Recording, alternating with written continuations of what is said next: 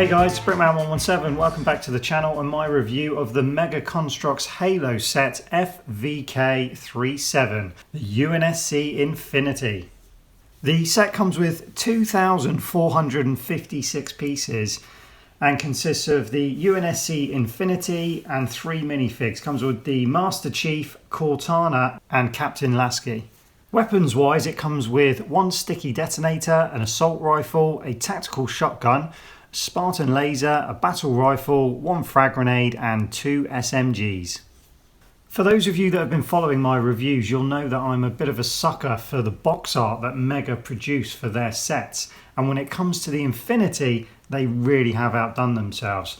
Starting with the front of the box, you get a beautiful image of the Infinity orbiting an unknown planet out in the cosmos, which really gets the imagination going. Lower down on the box, you've got a small inset picture of the dimensions of the Infinity, stating that it is 31.4 inches long. It also shows you which figures come with the set, as previously mentioned. On the top of the box, you've got another picture of the figures, which is Lasky, the Chief and Cortana and Roland's minifig. On the end of the box, you've got a great shot of the Chief holding the newly detailed Spartan laser. And on the back of the box, you get an image of the Infinity itself. And you have a few nice shots of the roof coming off, the armor bay and the command center. But it's when you get inside the box the magic really happens. As you can see, you open up the box and you'll instantly see these incredible images, further images of inside the Infinity, and then also this amazing picture taken from Halo 4, as you'll all recognize, but reimagined in the Mega Bloks format with the Mega Bloks Infinity just coming into view through the clouds. It's absolutely amazing. It's a really, really nice touch to the box, and it's just a great way to start this build.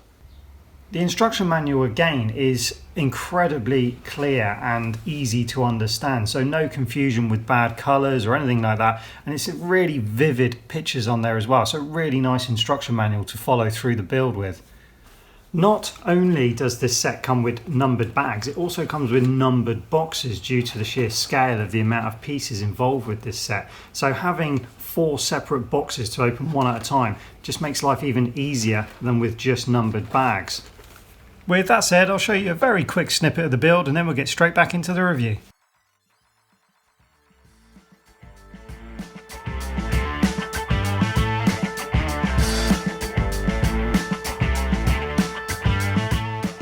As always, if you'd like to see that video in full, don't forget to visit my channel where you can see all my speed builds in the speed build playlist.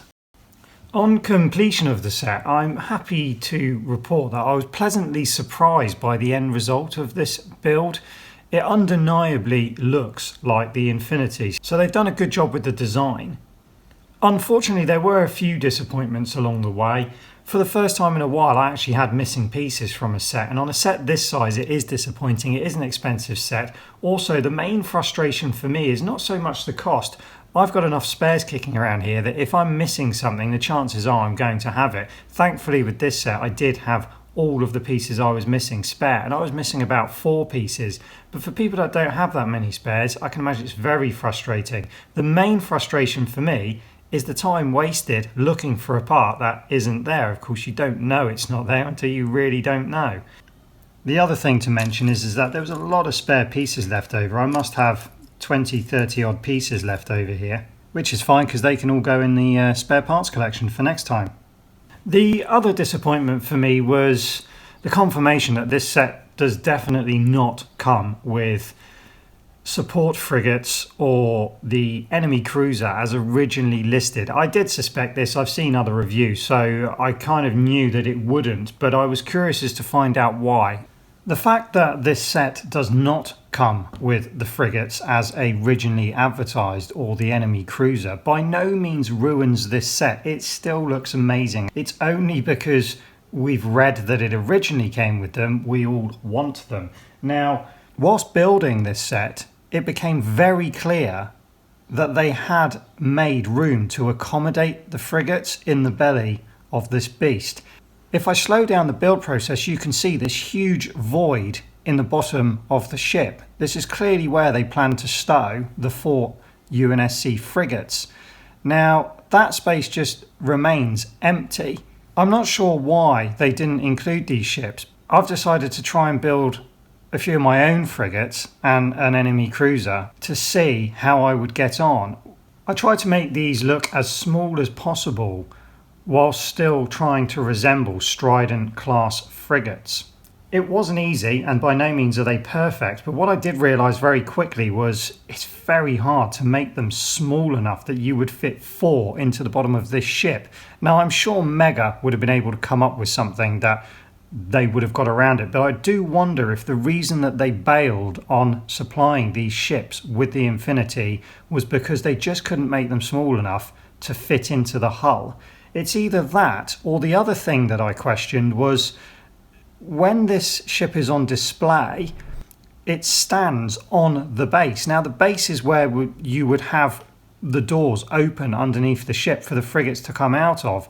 Now, if the frigates were in there and you wanted to get them out, it wouldn't be very easy to know how to hold the ship or how to put the ship. You'd pretty much have to lie it on its side or put it on its roof. But with the amount of antennas and aerials sticking off in all directions, you're going to have those things snapping off and all sorts. And I just think maybe they decided this is aged 8 and above. If they start incorporating features like that in, I think there's just going to be bits and pieces everywhere, and you're going to have a lot of small children upset because they can't get things in and out of the ship. I could be wrong, but that's just my theory. In terms of the build process was fine. It wasn't the most exciting build I've done, but by no means was it not enjoyable. It's a relatively basic build, but the scale of the build keeps your interest because it's just so large. One thing to mention about this build is it's epic. The box is epic, the ship is epic, the figures are fantastic, 3 absolutely top class figures. You can see here how big the box is by placing this minifig alongside it. Once the ship is complete, it's heavy. It's the heaviest model I think I've put together. I don't know exactly how heavy it is, I haven't weighed it. But whilst it is heavy, it's incredibly sturdy. I feel like I could carry this thing from one end and it wouldn't snap in half. It is so well put together. When it comes to the detail on this ship, I think they've done a really good job. There's a lot of printed parts. All of the little flat tiles that are supposed to resemble windows with lights on, I assume, they're all printed, so there's no stickers, which is great because I'm not a big fan of stickers. Eventually they peel off, or if they're across 2 bricks or tiles, you can't separate the tiles without cutting the stickers. So yeah, I'm real pleased that they just use printed tiles all the time now. When it comes to the other details on the side of the Infinity, which as you can see by this part of the build process, there is lots of tiny little bits and pieces that they've put in there. And when you're putting them on and you're close up to it, it's not overly convincing. But as I say, as you step away from the model, they really come to life. And it just looks so effective as soon as you stand far enough back. There is one piece that made me laugh whilst putting this together, was this tiny little silver hot dog piece on the side there. But again, once you step back, it's no longer a hot dog. One of the other things I really like about this ship is the colour of the block they've used. I'm not sure whether they've used this colour before. It's like a very dark graphite grey marbled colour, which is really, really nice. And I just think it's absolutely spot on for this ship. It makes the ship look quite sinister, which is kind of fitting considering it's supposed to intimidate given its size. In regards to the play features, I think they did the best with what they had to deal with. The command center, it's simple, it's basic, but it does work. It does allow you to take the roof of the Infinity off, you can place the figures in there, and you can certainly do some reenactments of various scenes through the game and so on. Although the command center is limited space-wise, they certainly haven't skimped when it comes to quality. They've done a really good job of making the most of the space they've got. They've got all sorts of printed specialist pieces in here. You've got 3 translucent blue monitors that are printed that look amazing. They're really, really good. The detail's absolutely spot on. You get 2 the same, and you get 1 different one with the UNSC logo on it, as you can see. You've also got 3 separate prints for these different keyboards. 2 on the main console, and then you have 1 for Roland's holotable, which again, even though a very simple build, is very effective, especially when they put that keyboard on the front of it. So Yes, the play features are limited, but in terms of quality, they've done a really good job, and I am really impressed with the command center. I don't think they could have done much better, and I certainly think it adds to it having something rather than nothing.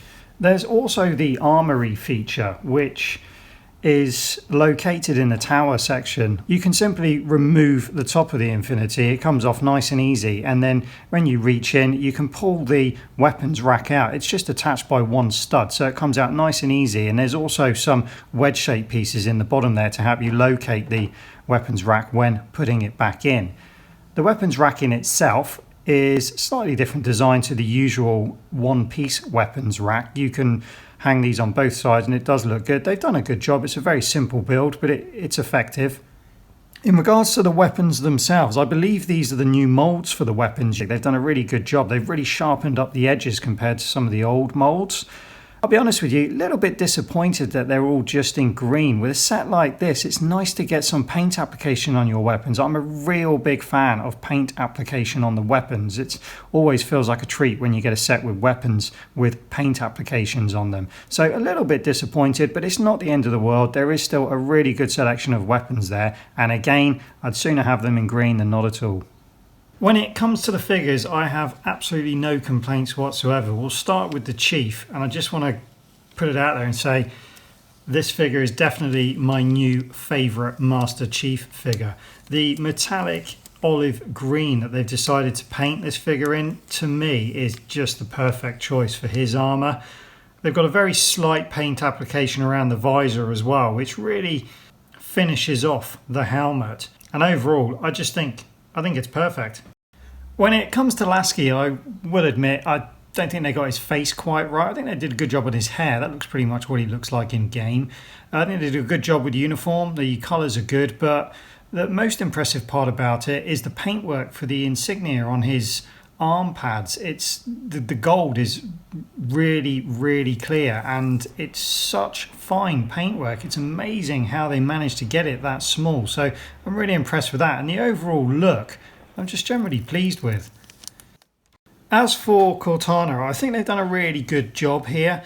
The colours I think are absolutely perfect, and I'm amazed at how well they've managed to reproduce the data streaming effect that runs up and down her torso in the game. You can really see the lines and the detail both on her front and her back, and they've even put what I assume is a tattoo on the top of her shoulders as well, which I hadn't noticed before. So as I say, when it comes to the figures, I don't have any complaints. They're not perfect, they never will be, they are minifigures, but I think for the size of them, Mega do an absolutely fantastic job of making these figures incredibly detailed and lifelike. I personally ummed and ahed about whether to buy this set or not. The main reason I ummed and ahed about it was because for me this set is primarily a display piece due to its size and the fact that it doesn't hold a huge amount of play features with it. The reason I'm so pleased with it is because once the set is complete, it does look nice when you assess the model. It's when you stand back from it that it really comes into its own. If you move back 6 to 10 feet, like I am now looking at the model across the room, it looks absolutely incredible. It really comes to life. When you're up close to this model, you can see it's made of bricks, and you see the shortfalls and the limitations of building a ship like this out of blocks and bricks and plates. But when you come away from it and you view it from a bit of a distance, it stops looking like a brick-built ship and it starts to look like a real model, and the detail really comes to life at a distance. So what went from, I don't know if I just want a display piece, has turned into the best display piece I've got. It looks absolutely amazing on a shelf. And that just about finalises my review of the UNSC Infinity. I hope you've enjoyed watching the video. I've certainly enjoyed building the model and making this video for you. So all that's left to say is thanks for watching. Don't forget to subscribe, and we'll see you next time.